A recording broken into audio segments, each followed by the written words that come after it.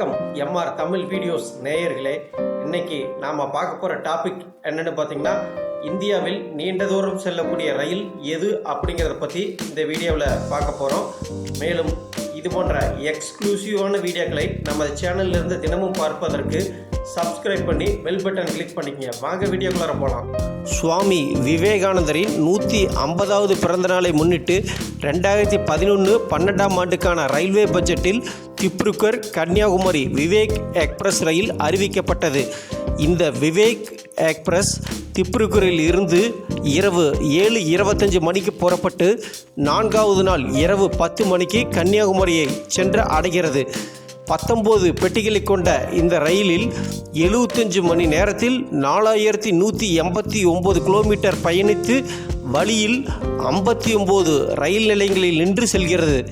நாட்டின் நீண்ட தூரம் செல்லும் இந்த ரயில் அசாம், நாகாலாந்து, பீகார், மேற்கு வங்காளம், ஜார்க்கண்ட், ஒடிசா, ஆந்திர பிரதேசம், கேரளா, தமிழ்நாடு ஆகிய 9 மாநிலங்கள் வழியாக இந்த ரயில் செல்கிறது.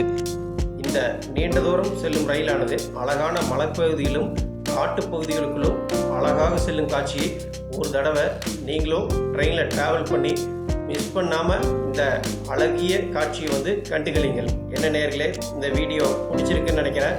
மேலும் இந்த வீடியோவை லைக் பண்ணுங்கள், ஷேர் பண்ணுங்கள், கமெண்ட் பண்ணுங்கள்.